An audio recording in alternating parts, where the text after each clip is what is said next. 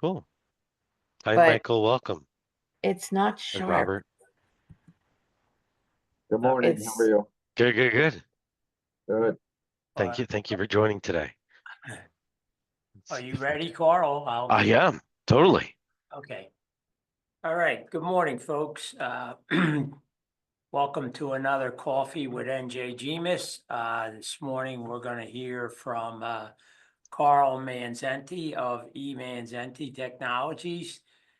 Carl's going to talk to us about how municipalities and government operations can become more efficient and with the use of AI and some potential examples of municipalities that have used artificial intelligence to Yep. help support some cost savings and make some operations more efficient. The one thing that eMazzanti may be able to help you with is sometimes you get writer's block when you're trying to determine what to do with AI. It's a new technology. It has a lot of possibilities. And eMazzanti and Technologies would be happy to talk to you and help you determine where it might make sense to implement some AI and use some AI technologies to improve your operations or to help with some resource shortages. And with that, let me turn it over to President and co-founder of eMazzanti Technologies, which is Carl Manzenti. Uh, thank you, John, for having me Welcome. today. And I feel like it was good to be in your office, and I appreciate the opportunity to be here today with GMIS. I put my contact information really as the first one here. You could like, follow, contact me, email, call. Only time I don't answer is if I'm sleeping. So the contact details are up there if you want to take a quick screenshot. I'm actually going to move to the next. So I put this up here just so you have some context of who you've got on the phone, and it goes to the fact that you can all read. So I'm going to talk about all the stuff that's not on the slides today. I mean, we've gotten a ton of awards over the year. Four-time Partner of the Year of Microsoft. My son's middle name is Gates, very Microsoft focused, and I've been servicing the municipality space for quite a long time. Here's just a quick snapshot. Each of the dots there are where we have 10 customers or more. So we're now coast to coast. We've covered 10 customers or more in each one of the states. And then we have a number of different offices, of which lived in New Jersey. The headquarters in New Jersey, love New Jersey. So very New Jersey strong. But what you get from having some of the other offices, and we cover 24/7. And most certainly we have service excellence in other locations. Um, so um, I feel like RPA has been around for a long time, and I'm going to go into the core of items here today. AI is like another sexy way of saying robotic process automation, and it's the marketing item that's sticking. For many of us who've been around for a long time, people started to talk about the cloud, and really all the cloud was someone else's servers being operated by someone else in another location, but it wasn't very different than what we'd been used to for so long. And AI is kind of the same concept. We've always had the ability to get a robot to do something, follow a process, and do something repetitive. And then now really all this AI component is it adds some intelligence to the robotic process that used to be there in the past. But there are all sorts of efficiencies that we can do. And um, John, this is actually a quick question for you. I'm assuming the counties have the 2% cap as well, right? The counties? I think it's a little bit higher than that, Carl, but yes, Okay. around 2%. Okay. Well, one of my taglines for municipalities in the state of New Jersey is eMazzanti Technologies is the answer to the 2% cap. We use that in a lot of our communications with others. No one likes to raise taxes, so some of the things we're going to talk about today are either going to help us with efficiency, where we can do more with the resources we have, or if there is some natural attrition, um, to absorb those items into the organization without, kind of having to add more people.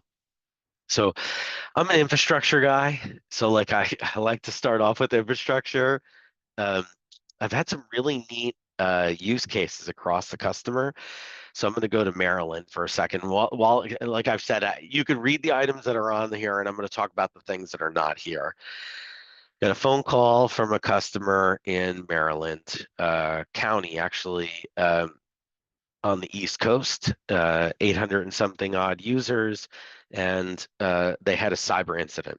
I got in a car with the Gabby, one of our municipal sellers, and we drove down there. And around 1 or 2 o'clock in the morning, we hit the area in the middle of them trying to recover the county. And one of the items that was really toughest is we couldn't respond fast enough to the changes that needed to be done across all their platforms. So it's the very first time ever in my entire life we used an AI tool that would automatically make changes to their environment, with some direction by us, but really there was a lot of trust that was given to this tool to shut down the incident in progress. We connected the AI tool to their CrowdStrike environment, to their Palo Alto firewalls, and they had Checkpoint also running too. And I could go through each of the different items, including Microsoft 365 that was powering behind it, and originally what had done the notice. We connected in a SOC and a SIEM, so we knew where to do threat hunting. And like I said, for the first time in my entire life, we gave this AI tool the ability to start making dynamic instant changes to the customer's configuration files while we watched in like utter disbelief on how many changes were taking place in the policies. And a few hours later, there were no like open DNS alerts going on any longer. The soccer SIEM at least got to us to a point where we felt like we had gotten the person out. There were a lot of attempts that were taking place on legacy applications to try and connect to their Microsoft 365 environment and their corporate infrastructure or their infrastructure. But it was stopping them, identifying it, locking the person out. Um, just such an amazing experience. Prior to that day, I'd had so many conversations with InfoSec people. Actually, can we do hands here? How many people here are on InfoGuard? Are there? I'm a member of InfoGuard. Is there anybody else on this call that's an InfoGuard member? FBI? Does anyone know what InfoGuard is? John, I think you would, right? You do. Okay. Is there a way on this to do hands? I actually don't know. On maybe Yes, not. people can do hands. They can show. Um, they could show themselves. But Yeah. John, are you a member of InfoGuard? I am not. Okay. Any of your team? Uh, somebody on my cybersecurity team, Group maybe, is but I okay. don't know Maybe. for sure, Carl. Okay. There's a picnic today. That's actually why I'm dressed so casually. I figure it was either gonna be raining or hot, so I dressed casually to go to the New Jersey meetup, and picnic is today. There's not a ton of New Jersey events, um, but I like to go to the events, and I'm going to move to the next one here. So while I'm talking through this, um, I like to go to the events because when the proverbial shit hits the fan and you want to, get out of there with as little stink as possible, Mhm. having some of the people in public office that might assist you or bring other resources is a great idea. Just like the concept that in the state of New Jersey, you can use provided by Department of Homeland Security, a DNS security service, or you can have pen tests done by the FBI against your environment. Those are free. It's free to the organization. You just have to fill out the paperwork. And then the other thing that I've been able to get the New York City field office and then LA to do is when I've had customers send money to the wrong party, I've been able to engage each one of the offices and then help get help to recover some of the money. Um, it's based by days. Um, if it's $1 million and over, it's probably 5 days. If it's like 100 or $200,000, you got 24 to 48 hours really to do something to get the money back. But um, the I asked the FBI, they'll never pay me that the person actually said to me that the taxes of U.S. citizens don't pay enough for them to pay vendors. The person asked me if I'd ever done anything wrong and tried to turn me. So fun. That's what he said. That's what they do. They turn other people and they get them to work for free by holding something against them. And I was super clean, clearly because I got in disregard. You know, they do a lot of background checks. Okay, let's go through keeping some of the residents safe. Um, well, I don't know if Atlantic City is a GMIS member, but they have some items that run in Atlantic City. They call it Achilles. They're a camera network. Um, their cameras have mics, and inside of the mics, if someone starts to scream at someone like an argument, the mic is actually smart enough to alert and dispatch the police department to the park. It can tell the difference between someone playing around soccer and challenging each other and an argument inside of the park. Um, um, let's see, let's go to this next one because really I started to talk about cameras here for a second. Oh, where to put the cameras? Hold on a second. Oh, okay, here. Uh, um, on the camera security, has anyone, well, I'd love to do hands and stuff like this, but I'm hoping people have started to deploy AI into the cameras, um, to uh, not only inside of your facilities, but really starting to tie in the rest of the towns, the rest of the town's camera. I'm going to talk about Weehawken for a second. Small town. If you look at Weehawken, there's not a ton of residents in Weehawken, but you have New York Waterway, tons of people going through. You have the Port Authority with the Lincoln Tunnel, and a lot of people that go through that region. Well, um, Weehawken's probably our smallest town that's layering on AI to the 25 cameras. So on this phone call, you probably have hundreds, if not, thousands or up to thousands. Atlantic City is, I don't know, 1,000 to 1,400 cameras, somewhere in that range. They have some buildings that have 60 to 150 cameras in a single building. So I'll go through some concepts here.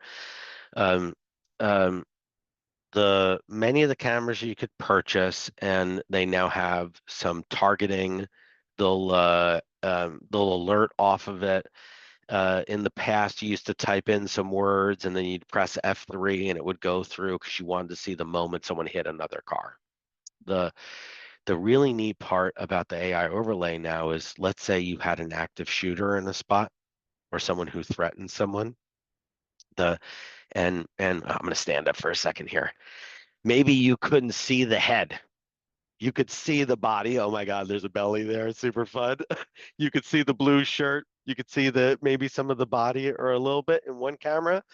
Well, the AI can actually piece together multiple cameras so that if you wanted someone in a blue shirt, who had black pants, looked a little bit like that, it would start to piece together the person till they got in a car. Then in a future one, maybe you see the license plate to see what state it is. In another one, you get close enough to see the numbers inside of it, so you can run the plate. And now you can see where they're going westbound on this one, and you could watch them across the different.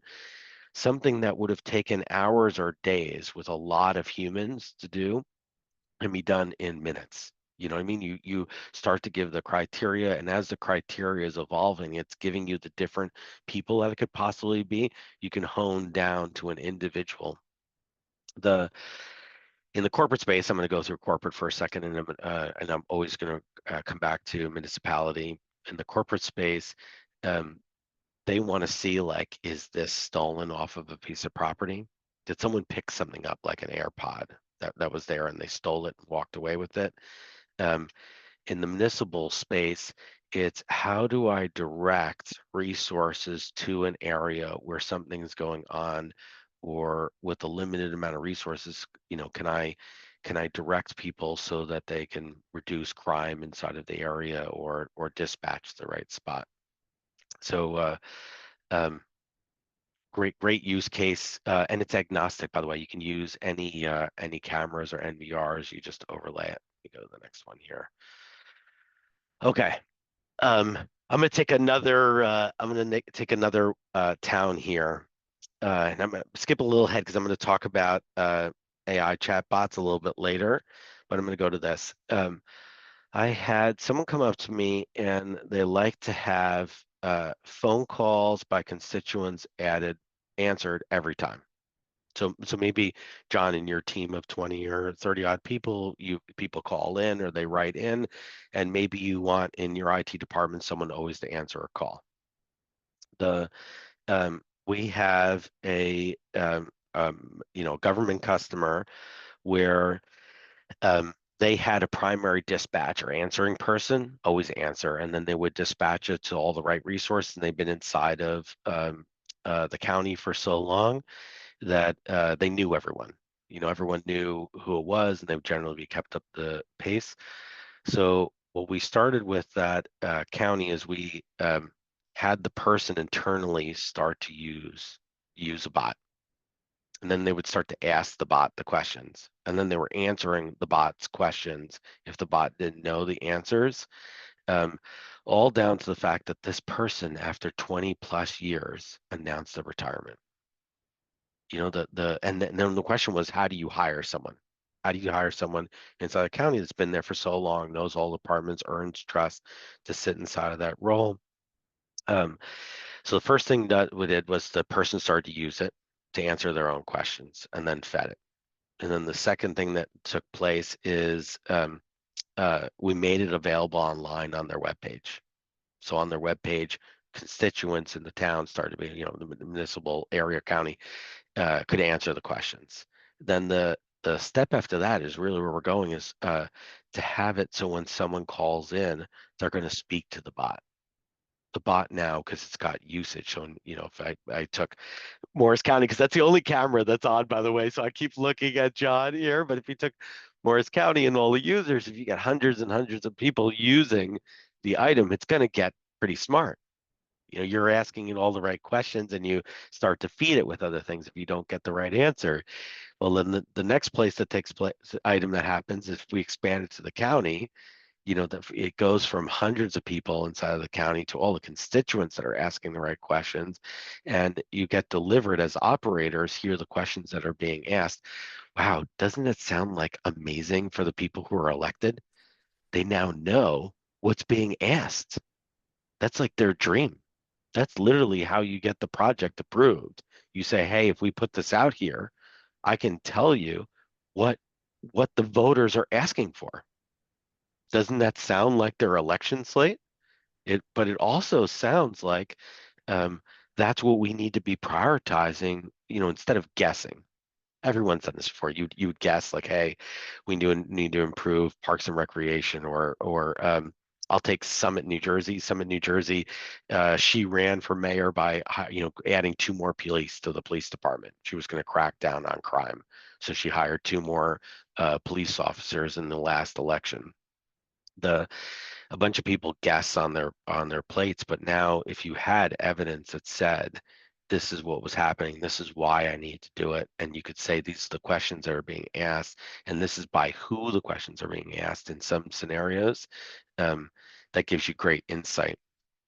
Okay, I'm going to keep progressing here to the next one. Hey, Carl. Yeah, Excuse me. good, Mark. Good morning. It's Mark Pfeiffer. Yep. Hey, Mark. Got a question for you on that. And I've spoken to people about these things in AI applications and some of the presentations I've been doing. And I think this may be helpful for those of us on. What tools do you actually use to do that? So the idea of Oh, taking data and turning it into a chatbot, what are the actual tools and processes that you okay. use? Can Yeah, we talk about that? everybody here has a whole bunch of data, so what's neat is for me, sometimes this feels a little too simple. So I'm sorry if I glance over it. And if anyone wants a bot, by the way, I'll now give this to free. It'll take me 15 minutes ish to set up a bot for your own county. I could sit there with the thing. I could train it off of your own website. And if you wanted to immediately deploy it, that's so simple. Okay. So I am assuming on the call, everyone's using Microsoft. So I'm very focused on Microsoft items. So Power Automate, for some of the robotic process automation, Microsoft offers chatbots. It's $10 a month for the front end interface for the chatbot for licensing. Super cheap. And it's unlimited number of users. It's fantastic for the $10. The if the town wants to tie into private or other resources, we'd use Azure OpenAI to enhance it. To get to some of the data sets. So I can see John nodding because he's the only one with the camera on. Thank you, John. You have data sets that are private that maybe you can choose to train the bot or not choose to train the bot. Some of the things are not private because they're public on your website anyway. Or maybe you have a history trove of things that you want to make available to it. We could point it at the state's sites so that not only does it have the knowledge set of what the county has made publicly available, and most certainly your frequently asked questions and the like, but we could set it at the state sites too, because if the state is saying that this is something, it would read it and now know that's the source of truth as well. By the way, Mark, you're a legend. It's great that you're on the phone today.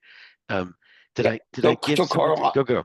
Carl, on that point, so basically, and maybe I'm the dumb one here because I'm not dealing with this stuff every day, but Not so in the possible. Microsoft environment, you've got existing tools Yep, that people have access to, that's correct. and you're basically going to point those tools to your information stores, That's correct. all right? And then it's going to pick this stuff up, and then there's the ability at some point to tweak it.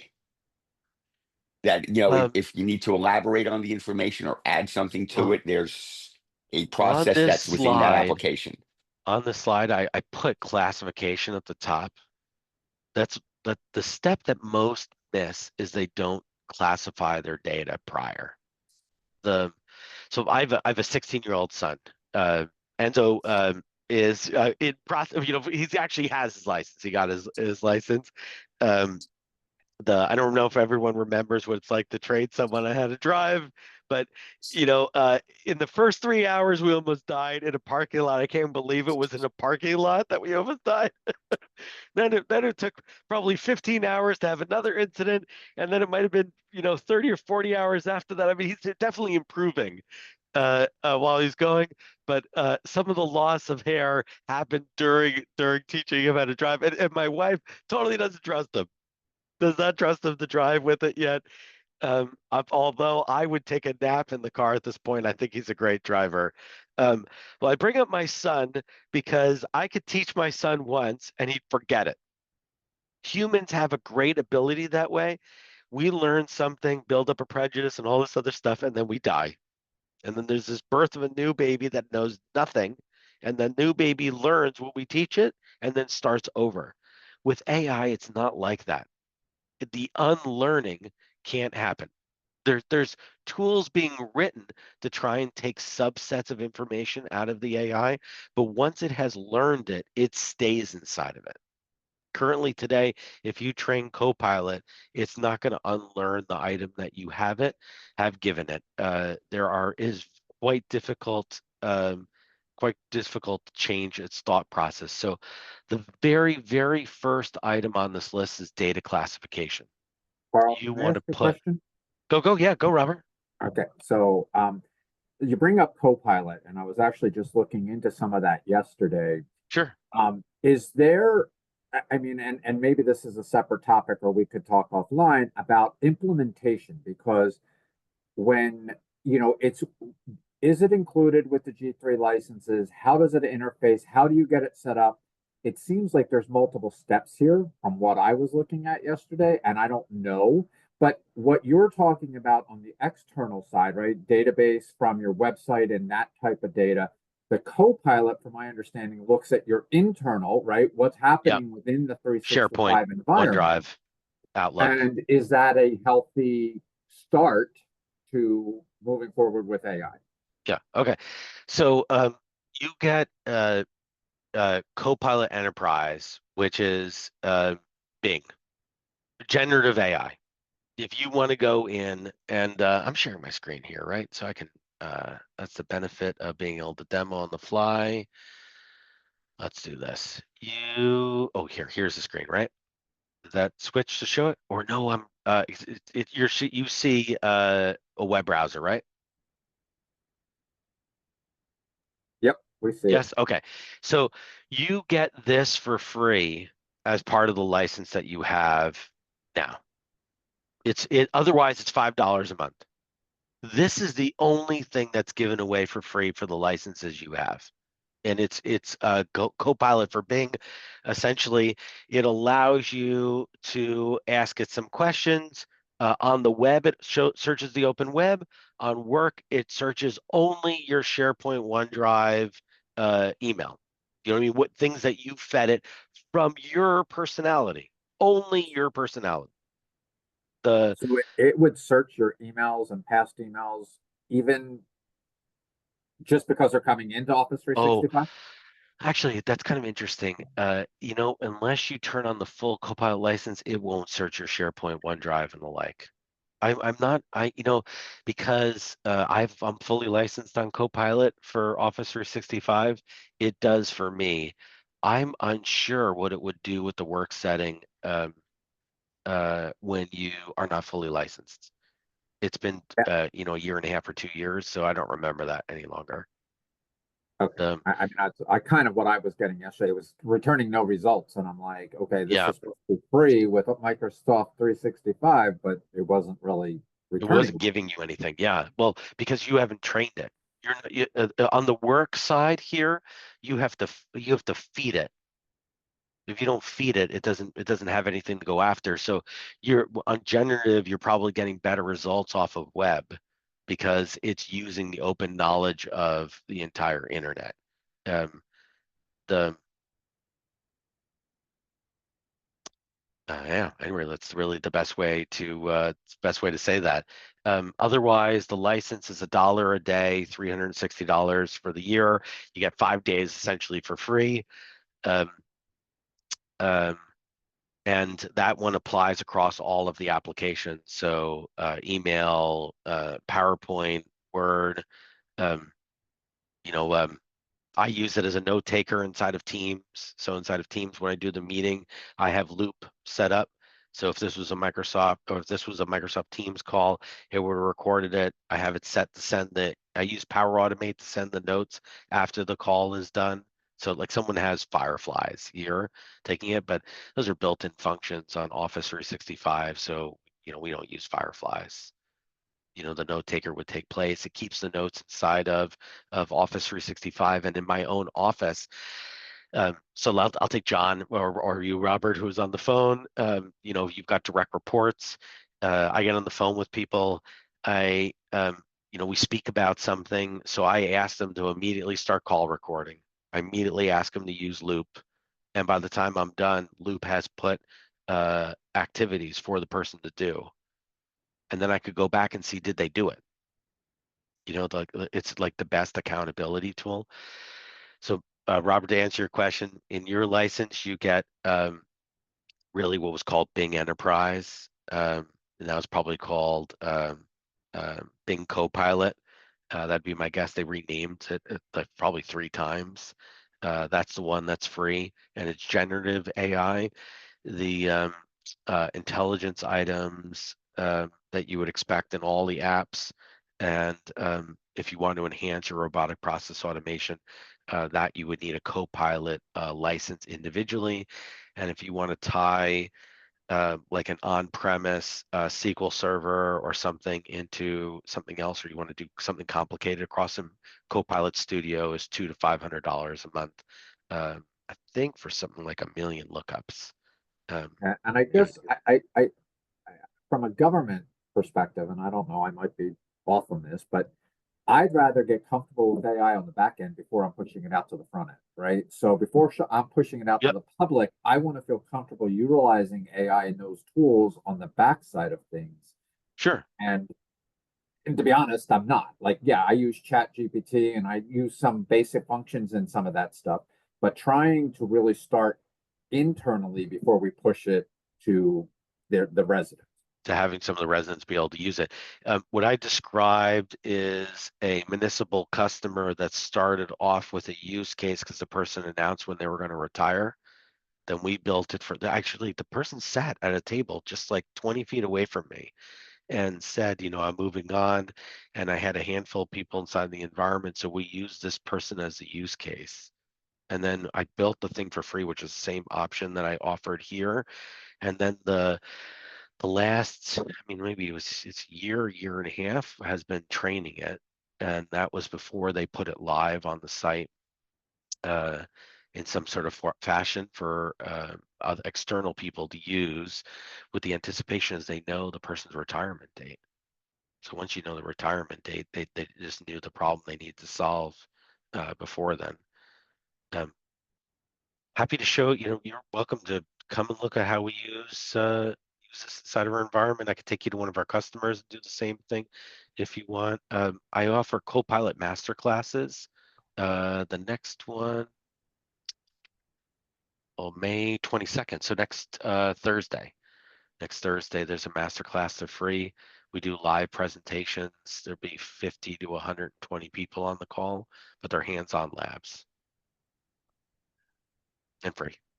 Hi, Carl. This is Leon. I'm from Lakewood. Can I ask a question? Of course, yeah. It was just to jump back to the breach example you mentioned yeah. earlier. Yep. What software was used, and how did you connect it into that infrastructure to do all of those things that you mentioned, to fix all of the. Hold on, I'm gonna pull up the vendor. Hold on. So it's cloud-based and basically required a lot of trust. So we input into a cloud portal all of the credentials for the customer. Okay. Do this. QIC. We put all the credentials for all of them, and then sat there and mapped it, just like you would do SNMP traps or something else like that. We turned around and we gave it credentials to each one of the services and the configuration passwords, not just read only. Okay, so do you know what was the Yeah. I software? pulled up the website Uh, and I'm gonna show it here. oh, okay. By the way, I can't tell you that this is not a testament. I can't resell this. I'm not a reseller of the platform, and I can just tell you when the shit hit the fan, this is the one that we chose to use at that time to try it and get us done.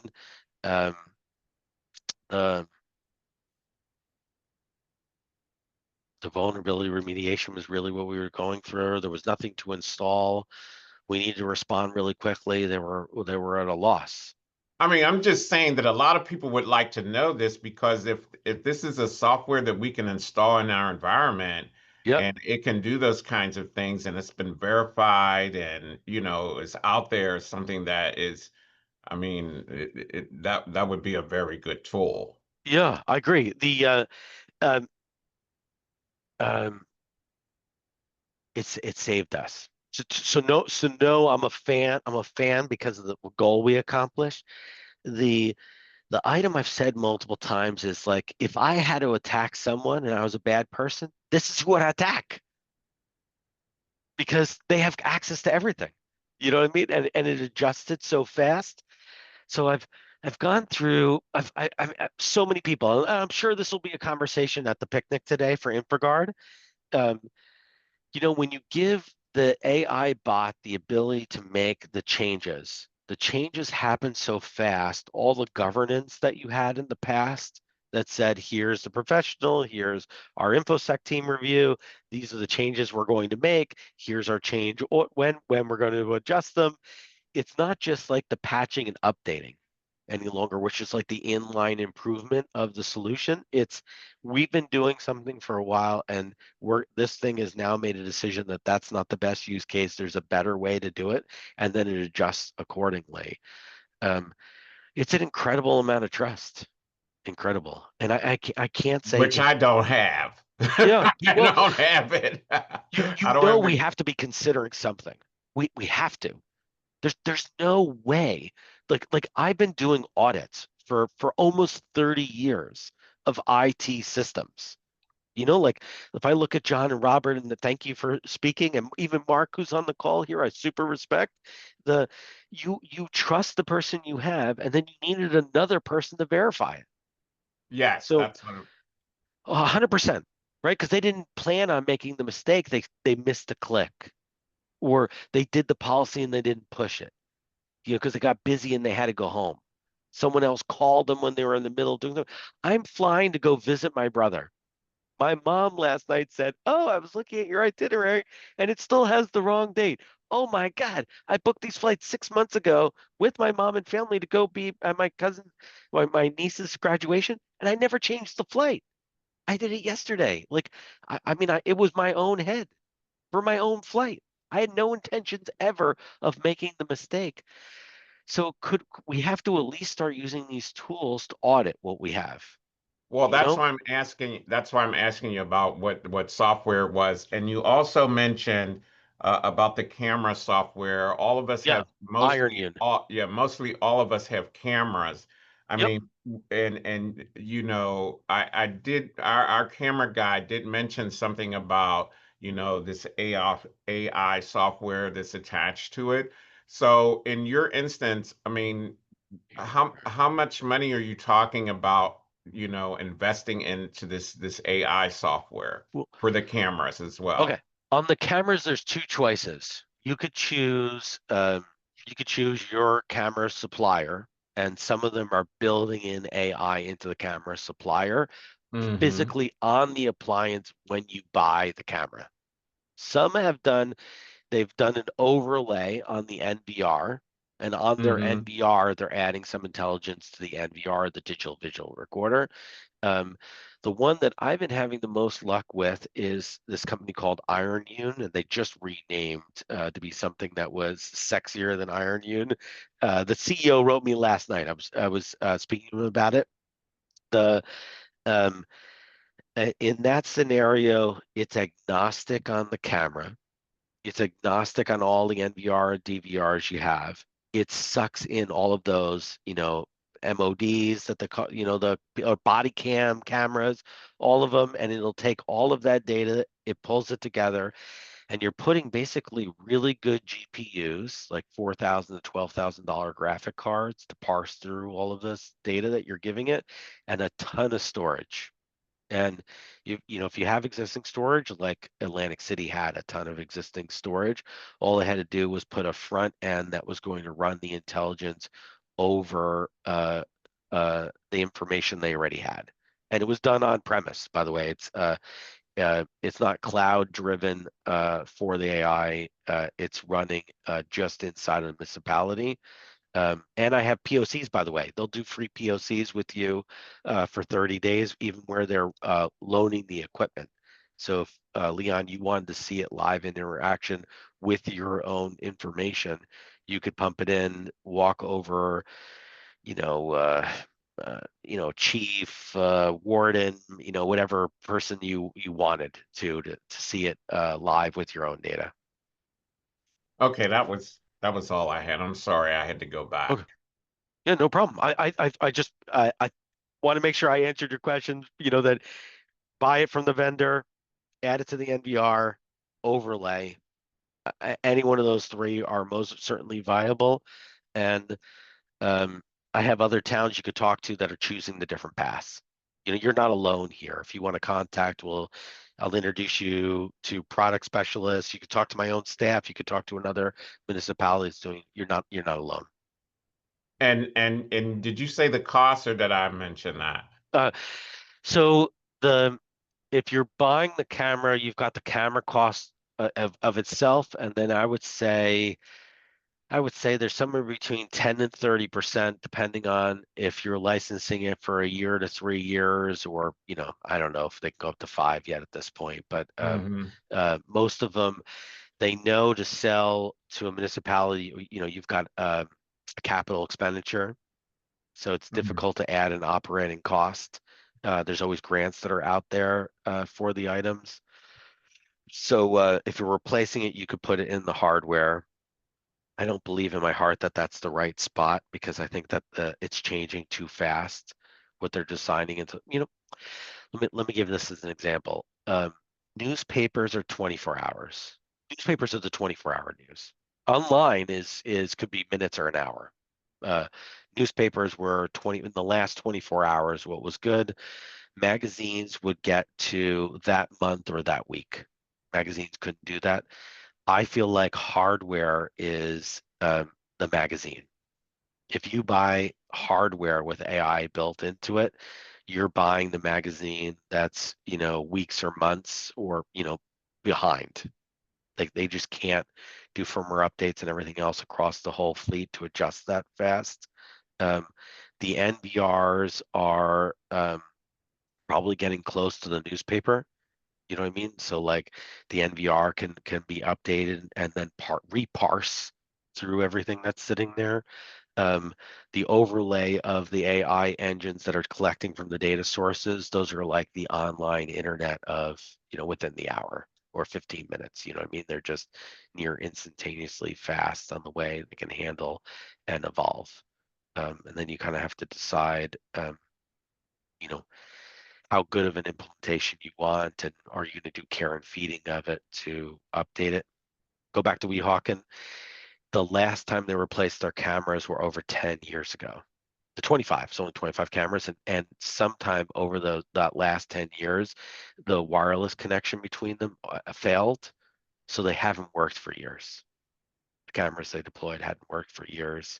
When they first came to me, I started talking about little memory cards to put in the cameras.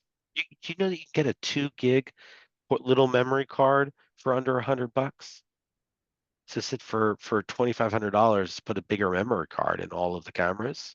And if someone has an access, even though the communication towers between all of them stop functioning, you could get someone on a ladder to go up and get the card out, to solve the problem of someone died on the corner or there was an accident and they wanted the footage. They could get a Mhm. police officer to go on a boom and go up to the camera and take the information off. That was the first conversation with them about it. Then we went through hardware with AI on it, but it's not going to adjust for 10 years to, I think really the right step is the using something like IronUne, because in 2 or 3 years or 5 years, whatever it is, you could replace it. Maybe Microsoft releases something that's better and the licensing is free. And you said, aren't you? They're in the country. From the United Yeah, States, or yeah, they're a corporate vendor of mine for a very, very long time. Their customer list would wow you. Parking lots, slip and fall, loss prevention, those were their items. And then they have stadiums that they support. So they've been pushing down into municipality, and some of that is driven by interactions like us. We come to them with people who have challenges, and then we introduce them to this. Municipalities kind of always a couple years behind on stuff, so right now the corporate ones have really pushed the envelope on what was possible, and those use cases now, like I described Atlantic City, because I think we've got a better chance with Atlantic City on some of the deployments. And then I don't know if you know Atlantic City and I think it's Elizabeth, they call them Achilles and then Achilles North.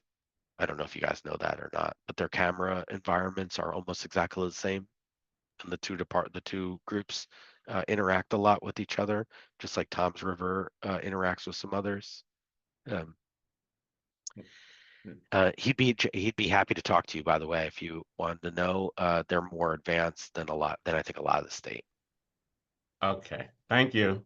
You got it. Okay, so I started talking about data, and we were doing here was classification. That's the first step. There's things like privacy tags. So let me give a use case for a larger municipality. I don't know if I'm allowed to say their name. They have 1,200 people, and payroll negotiations were coming up. I don't know how often that comes up inside of the counties, but in this case, they have 3 full-time employees that all they do is salary and contract negotiations for pay. That's their entire job. So we sat with the BA. They actually use a third-party MSP inside of their environment that runs a lot of their environment. They'd outsourced that. So the BA, CFO, another outsourced provider that was inside of the environment, even though they showed the email address of the town. And what we did was contract negotiations coming up, and they asked us to help them build an infrastructure that would go through all the data. This municipality did not want the rest of the state to know that they were going to use AI tools to parse all the payroll and their internal items to do the contract negotiations. The BA and CFO said it's so early in the state, they never wanted to stand up in front of someone and explain what they had done with the AI that still protected their data. So what we did was we did wired 4 people, only 4 people in the entire town. We used a laptop. We took external media. We downloaded all of their payroll data to it, one-way direction only to that storage. We used OpenAI, a 351, the generation 3, which was the data subset up till 2020. And we had it train off of it. And then we started asking it questions about the different people that were in it. And from my understanding, they did a great job. It was my expense, because Leon, you'd asked the question. We charged them $4,200 to do that. The eMazzanti's pay was $4,200, so not a lot of money. There was a lot of money on the line for them to make decisions on the pay. It had these neat things that it came out. Like, I only saw some of the items during it. I'm not aware of the ultimate outputs, other than they were happy. And I could, if you wanted to talk to them, I'd ask. Love to tell you where it was, but I don't know if he wants that to be out there. I'll ask if you're interested, but it's a great use case. The negotiations come up. Go. Hey, Carl, it's Pfeiffer again. I did something like that, and this may be useful for some of you smaller guys. I worked with an administrator a couple weeks ago, and we just did it as a testing, and it was remarkable what it did. We were using Claude Sonnet, I think 3.7, and I have a paid subscription to it, and Claude keeps your information out of its database. Yeah. So it's secure. We fed in his labor contract. It was a police contract. And we started asking it questions. Yeah. Not only was it able to give us summaries of data, we could tell it the cost of things that would compete the costs. Yeah. We told it to do some promotions of this employee and that employee, because it had the employee wage schedules for everybody by ranks. Is to promote this over the next 2 years, do this and do that. And it did a great job of it. It still included a human review being necessary, because we found a couple glitches along the way, but they were very obvious. And it then produced a CSV spreadsheet, which would let the administrator do modeling on his own. Yep. Which would have taken him days to do, and he doesn't have an assistant. So we basically solved a huge problem for him, and we'll probably be doing a demo of that for the Managers Association soon.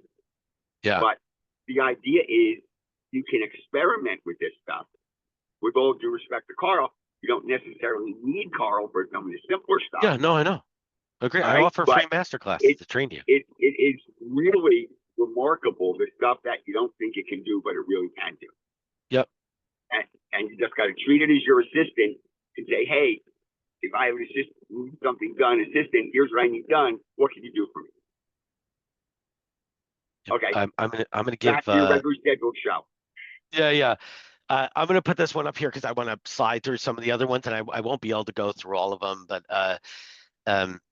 by the way, Mark, I came to your office right after I was on site with them the last time. Okay. All right. So I think I you get now it. know.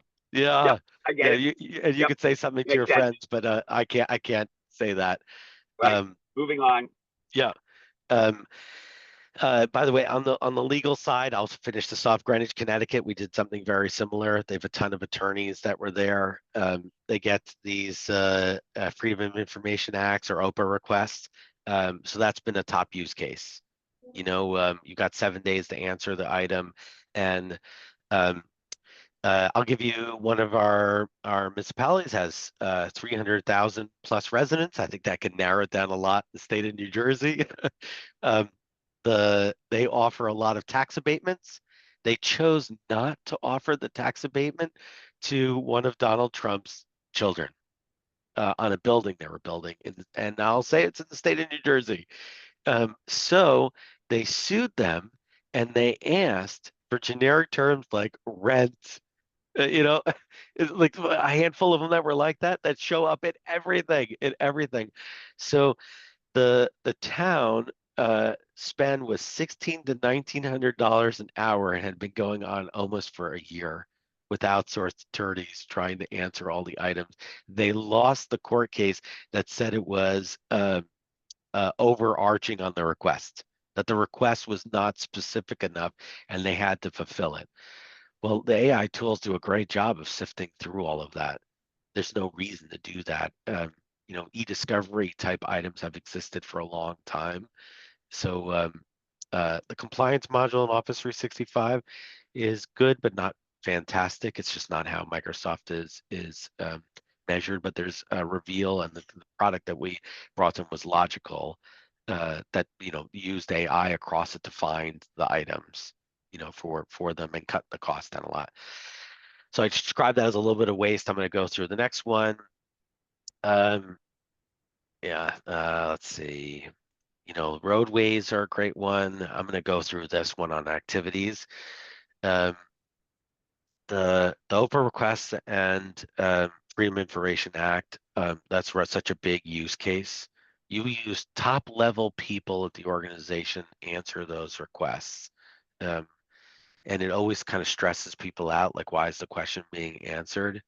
And then worse, if they use their Gmail accounts or something else, or they use some other tools that they've got data, it can be quite tough. I'd be interested to know how many people here are indexing their structured and unstructured data. Do you guys use like an e-discovery tool across your structured and unstructured data, or only Office 365 and land items? Anyone could answer that.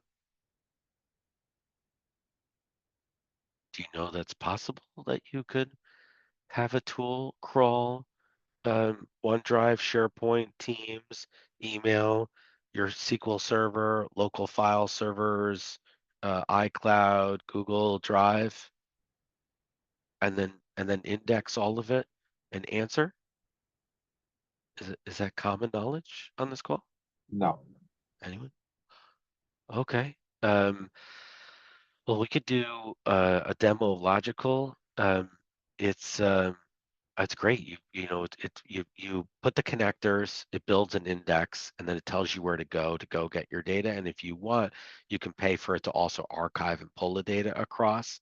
But it makes the Oprah and FOIA requests near instantaneous, um, rather than going to Microsoft compliance and then trying to pull off compliance and then manually going to the other spots and doing searches, or going to your records.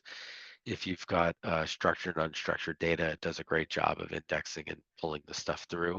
It also allows you to put things on legal hold. So if there's a bunch of custodians and there's some lawsuit that's taking place, you could hold it. And the primary value proposition is whatever your law department is doing, it'll reduce their workload quite heavily. Do you guys care about Daniel's law on this call? John's nodding his head, but it's the only Does one. affect us. Robert, what'd you say? Carl, I think the challenge here is that in most cases, it's the municipal clerks who are focusing on that, Okay. and they're the ones that drive the need for data, which is Yep. usually held at individual departmental stores. as opposed to the big picture type stuff. So on a Daniel's law standpoint, it's like 5 years, or maybe it could be the 5 could be 5 years in prison, or I don't know if it was 20 years in prison or $5 million in fees. Like they gave it some teeth. It's been interesting to see there hasn't been a ton of prosecution around it. That could be just we're slow. We're slow on the prosecution to see we'll come up the other side. But the redaction requirement, it's so difficult to redact. So if there's a John Smith, that's inside of the town, there's like 10 Smiths. How do you know which one you're really doing? Did they buy different properties? Like it's somewhat difficult to preserve the person. So the structured and unstructured data with Reveal can do the redactions and automate some of those. There's GovPilot in the state of New Jersey does that. I think Elizabeth uses GovPilot. They've got a bunch of municipalities. They've got a module for it. But I only brought this concept up here because you can take the records and information that you have, for which each of these counties is a treasure trove, and you can do something actionable with it. You can have the bot sit there and start to answer the calls like a human if you wanted to, or just do a chat on the information site for people to find items. You can organize it in a way, even if it's unstructured, to make it easier to retrieve those records. You can start to do some predictive items, because really there's elected officials inside of the county. So those elected officials really want to know what people want to start prioritizing what projects are going to keep them in their job, which is usually what they're most interested in, um, and hopefully service their constituents better. We have 3 minutes left, and I had 14 more slides because I could talk about some of the use cases in other spots. I could talk about bias that exists with hallucination, because if you've only fed it a certain item, it only knows that. It's difficult to untrain. Um, I could talk about the threats inside of the environment. How the bad actors are using it to write better emails. You're mostly using no before, right? Because isn't that what the state sponsored security awareness? Okay. Have you noticed that the emails coming in are really well defined now? They're like so well written, only to a single person. Um, um, the kill chain is that goes and looks at LinkedIn. I now know that John's, my boss. And then John, I keep referring to you, but and then all of a sudden I see that there's a new direct report because he hired someone else on their team. And then it unbeknownst to you, there's one account that's compromised. It goes into Active Directory and gets the cell phone number. Then all of a sudden a text shows up as if it was from John, the boss, saying, "Hi, I need you to do this." And he doesn't know John's mobile number. So worse, the guy does it because it's in the first week and he wants to look really good for the boss. And you could do that with an AI agent that looks at LinkedIn because the person's really proud of the job.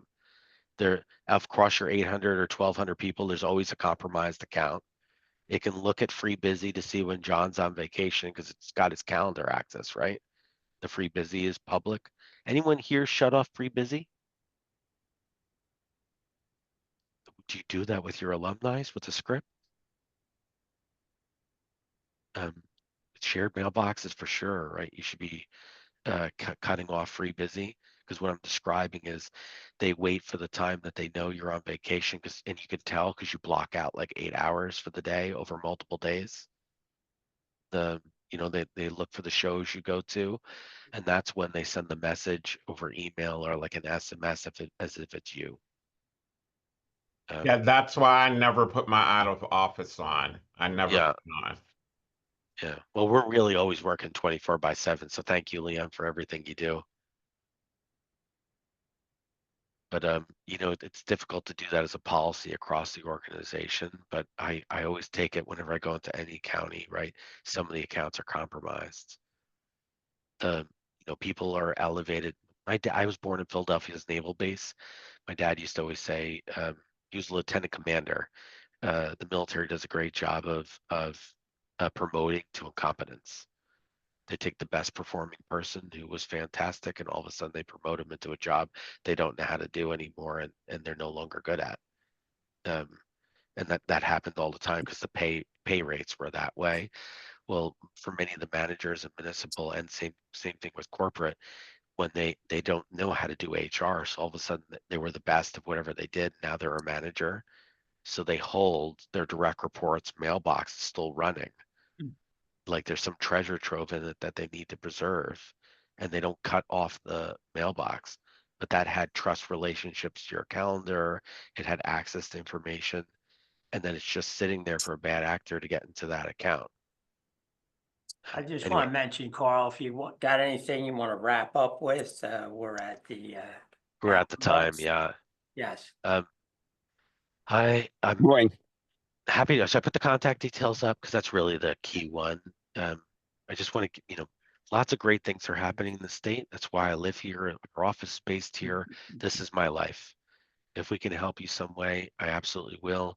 You're never alone. So if you left with that concept, you're on this call. If you took down some of the names that you wrote, or most certainly myself, I'm happy to introduce you to anybody else that I know that's already doing something. You can come to our master classes, which are free, to do some education. Where our state rate is $100 an hour. It's quite difficult to find other people that do that. It's across my entire bench.